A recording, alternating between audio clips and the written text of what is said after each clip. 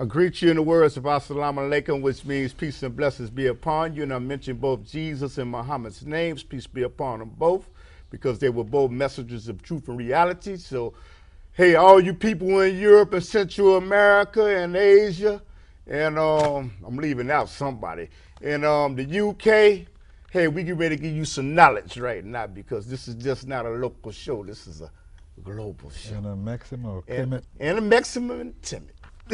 Okay, and you're watching Underground Railroad. Okay, it comes on 7 days a week on the internet and 24 hours a day.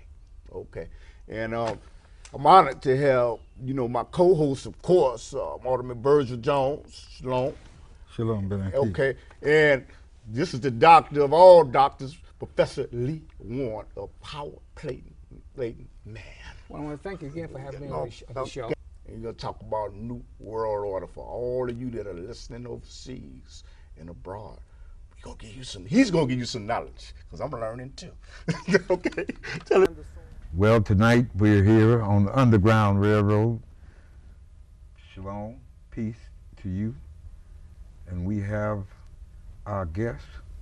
I'm going to let him introduce himself, and then we're going to get into some interesting conversations. Thank you, brother. I'd like to thank you for the opportunity to present blacktown.net. In the 1990s, I had an epiphany. Here in Chicago, I asked myself, where is our town? You go on the north side, they have Chinatown, okay, over there on Cermak. You go on the north side, they got Bucktown and Old Town and Newtown, Greektown. Matter of fact, we're in Greektown right now, people. That's correct. We're in Greektown. Where's Blacktown? Now, I was blessed to be able to find and found blacktown.net on the internet. Yet, why am I the only one who's thought about this? See, we got to start thinking big. Black men. It's 2013, and we're going to have some real intense talk tonight. We're going to talk about a lot of things, and among the things is black manhood.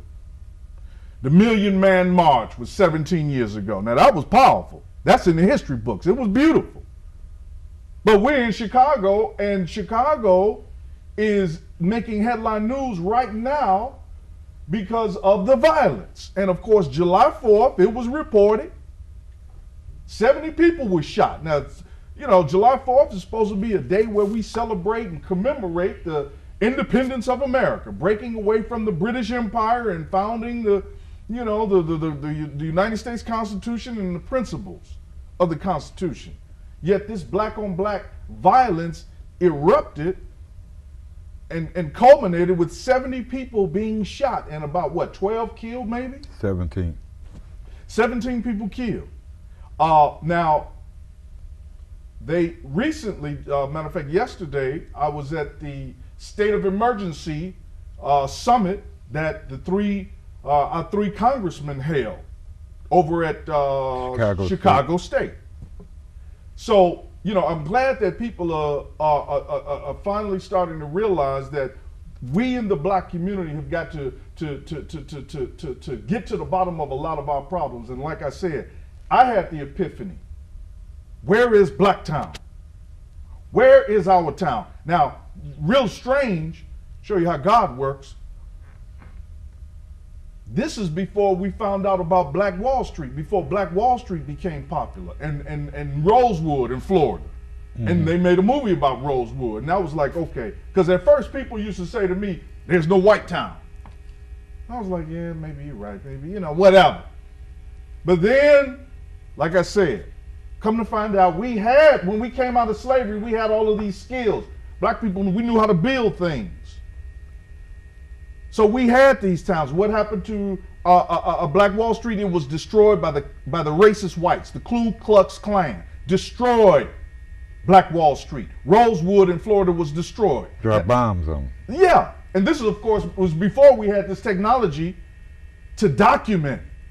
And this violence against blacks existed and all the way up till the 1960s, when modern technology was able to document overt racism, the overt racism that blacks have had to endure before this technology was invented to document overt racism.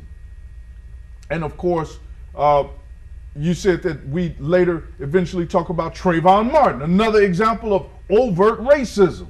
Just surreal, absolutely surreal what happened to Trayvon. But wouldn't you say that part of our problem is that what we want to do all the time is march, but we don't have no program to affect the economics of those people who do things against us. You know, I've always been a believer. If they were in Montgomery, Alabama, sure, they boycotted the buses, but that wasn't what got them what they wanted. Come on. They stopped doing business with them. Yeah, economics. It's economics. People, they don't respect anybody marching. They could care less. They'll probably say, let them so-called Negroes, so-called African Americans, so-called blacks, let them go on and march. 6 months from now, they'll forget about it. But if you started talking about we're not going to buy nothing from these stores and be consistent with it, you'll get their attention. I believe it was Frederick Douglass, and correct me if I'm wrong. He said, without force, you have no power. Yeah. There are so many lessons that we can learn, particularly from the era that you're describing, the 1960s civil rights desegregation era, in which part of our crusade was to demonstrate and exercise our constitutional right to protest and to assemble. And of course, that was just part of one aspect of an ongoing effort during what I call the glorious 1960s, because quite frankly, in the 1960s, black people were doing everything right, because eventually, push did come to shove as a result of the continuing overt racism of the Ku Klux Klan when they, number one, bombed the 16th Street Baptist Church and killed those 4 little black girls. Medgar Evers was killed. Emmett Till was killed. And then, a lot of people don't know this, members of the Nation of Islam were killed out there in California. Yes, they were. Yes, they were. And that's what pissed Malcolm X off. A lot of people don't know the history. And that's black people's biggest problem. You don't know your history. Malcolm said he wanted to fight. Malcolm said that history rewards all research. You've got to know your history. It was Malcolm X who taught us about the house slave and the field slave. And yes, Malcolm loved his teacher. We love that history. There was one other slave, and that was, you had the house Negro, the field Negro, and then you had one other slave. That was the runaway. You had the runaway. Thank you. You know your history. Yes, I do. The runaway didn't want to have nothing to do with none of it. He didn't want to be in the house. He didn't want to be in the house. And he didn't want to be in the field. In the field. He wanted a black town. He wanted to be free. He wanted to be a free man. And see, this is the game that we've been in, and thank God you know your history, because you'd be amazed at how black people, we don't know enough of our history, and that's for a lot of different reasons. One of the reasons we were enslaved was because we're not a violent people, and we can, in a way, take pride in that. Although, ironically and paradoxically, we are the best fighters in the world. Well, Hitler said, if you had left your dogs at home, I would have won the war. So we are the best fighters. No doubt about it. Fastest reflexes, yet we love peace. We come from a climate in Africa that was conducive to peace. When you look at Africa, you don't see barriers, barricades, fences, fortresses. There were a lot of tribes. We all got along. We're rhythmic people. We like music. And now the world is realizing, after the rise of Hitler and the invention of the turbine jet engine, which we now see is contributing to global warming, and of course the splitting of the atom and the atomic bomb, that war is dangerous. Well, and that, let me say this, the lesson that we have to learn is that you have to work at peace. You have to plan peace with the same amount of energy and effort that you plan war. Well, you know, Henry Ford wrote a book, 2 volumes, called The International Jew. Mm-hmm. And in that book, he said, nothing just happens. Mm-hmm. And I'm sure I want to get your opinion on this. He said, everything is planned. In 1948, the federal government in the United States Congress said they were going to develop thinks all across this country for us. And the thinks would allow more moral turpitude and everything to go on in that area to keep it from being spread in other areas where there were people who were, I'll call them Albions or white people, all right? And it's actually an actual law that was put in 1948. And that's when they decided they were going to build high rises and everything to concentrate everything in those areas and have sections of the city, of cities, that was going to allow that kind of moral-tude. And if you go back in time, you find that to be true. But we wasn't doing nothing economic about business. Sure, they sold dope. And finally, they said, this is our method. We can destroy them by letting them use and sell dope, which is causing most of the problems with our young men today.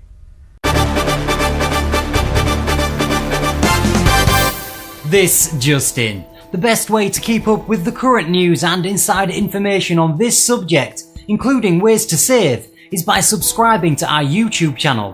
Click the link provided with this video.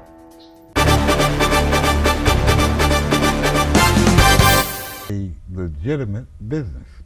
What do you have to say about that? Well, you've said a lot, and it like I said, and like you said, black people, we've got to learn this history. See, history is really is almost a new exact science because of this technology. And going back to the 1960s, and quite frankly, the last 100 years is the most documented history in the history of history. Think about it. So we should be, when we have these kind of forums and these discussions, what lessons have we learned? One of the things that I've noticed, a lot of things that white people do to us that we think is racism, it's not really racism, because white people have a long history of violence among themselves.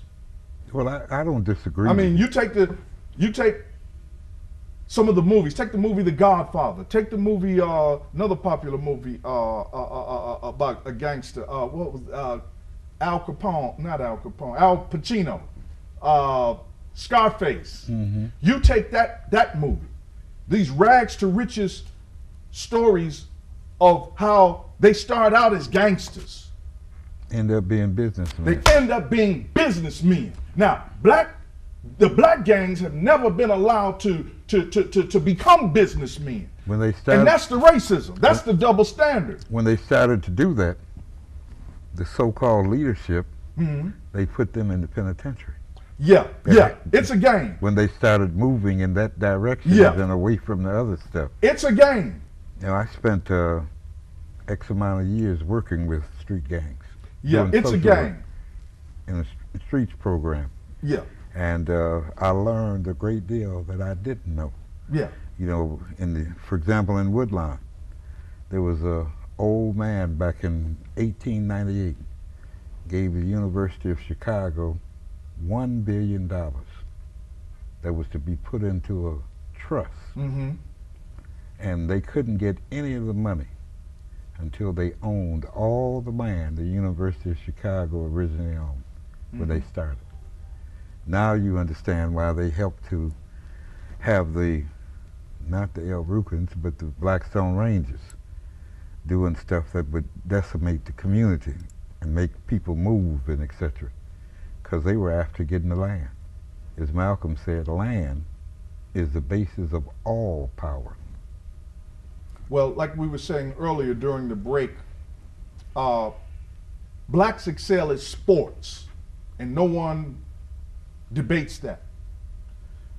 But most people, they don't understand why black men excel at sports. They will say because black men are strong. And it's a history question that I always ask people. Okay. Blacks excel at sports because that was the only area in American society where a black man could be treated fairly or be given, or should I say, given credit for his effort, for his work, for his rehearsal, for his practice. In other areas of American society, black men have been cheated. And now it's culminated right now, 2013, with the controversy of Trayvon Martin and that insanity. I mean, I just absolutely knew George Zimmerman would be found guilty based on the evidence. No, he wasn't going to ever be found guilty. Well, you're one of the people, when I hear people say that. I told him before the trial. Well, that is surreal to me because it defies logic. Because of the 1724 black codes. You should read them. Yeah, I do recall. And of course, see, that is what's called, when it defies hatred to, when it defies logic to that extent, hatred. That is what it is, and it's real funny. I haven't heard that, but So they were written to maintain white supremacy. Well, yeah, and now for those who have not been studying their history, they have been given a very, very, very good example Part of the of what blacks have had to endure since slavery was ended, supposedly in 1865, as a result of the Civil War. But now we see all of the young people, all of the immigrants who come to America, and they look at the black community and they point the finger at black people, and they don't know what we have endured, but they got a big dose of it when we look at how Trayvon Martin, a young black man who was only trying to bond with his father, something that all of these black boys out here need to do. They need to bond with their father. But now we see they've got to fight against these forces that don't want us to bond. They don't want us to build, even like we were just saying. The boys out here, they cannot. That's one of the reasons there's so much violence in Chicago, because all of these gangs have splintered.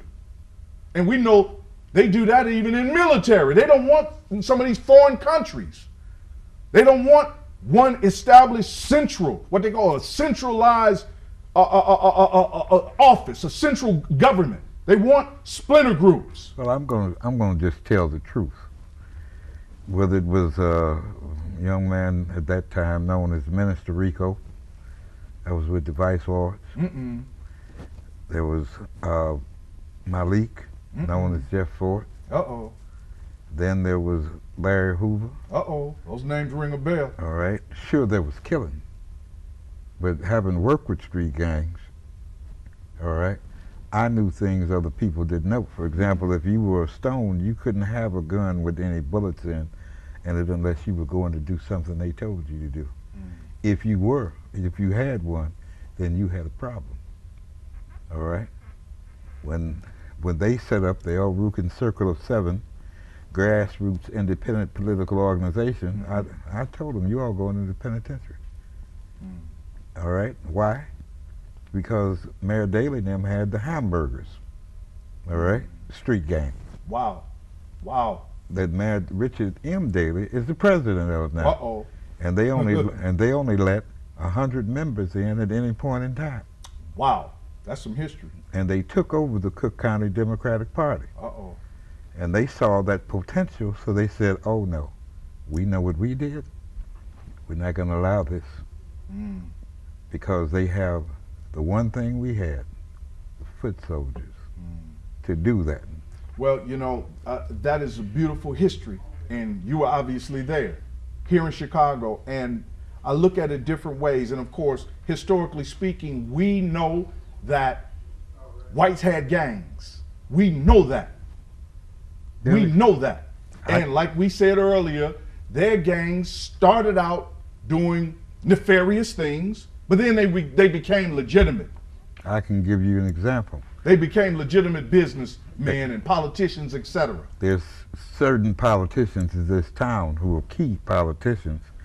You know, when I was doing that street gang work, all right, there was a young man named Russell Holtz. He's in the federal penitentiary right now in New Mexico. But Russell, we used to talk, and he would tell me all these white politicians that he used to give orders to because they were all members of the Gaylords that started on 55th and Ashland. And I'm talking about that new group on the north side. I said, him? He said, yeah. Tell him you know me. When I became an alderman, I went to each one and said, you know, Russell told me to tell you hello. And Well, they were shocked. But he said, what we did, we decided we were going to go into the insurance business, all right? We were going to go into politics, because that way, the stuff we were doing that was crooked, we didn't have to do no more. Because if we went in the insurance business, everything had to be insured by the agency that we set up in our communities. well, you And know, that's business. yeah. That's not extortion. You're going to get that insurance from somebody, right? So Right. since we're in this community and we got an insurance agency, you're going to get it from us. Yeah, well, that's, you know, when we look at what blacks have had to endure, we've always had to do things by the book. And even though we may not be given credit, because we still get cheated, we've always had the rug pulled from up under our feet. We've never been given the red carpet treatment. But I think that is analogous. And I use the biblical analogy of, you all remember the biblical story of when Moses went and entered into negotiations with Pharaoh. I remember it very well. Moses went into negotiations with Pharaoh, and Pharaoh was stubborn. And to teach Moses a lesson, one of the things that Pharaoh decreed, he told them slaves, let me see you make bricks without straw. Let me see you make bricks without straw. And that is what black people have had to endure. We've always had to deal with double and triple standards. And in many times, in many ways, we've excelled. We beat the odds. And we can attribute it. One of the things We can attribute it to being miracles. One of the things I want to ask you about, because what you said is true. What about this National Guard stuff? Well, the National Guard, and I spoke with the sister, Monique Davis. Monique Davis. And I told her, I said, sister, you should be calling on black men. These boys need men. Do you know, and I asked her, historically speaking, do you know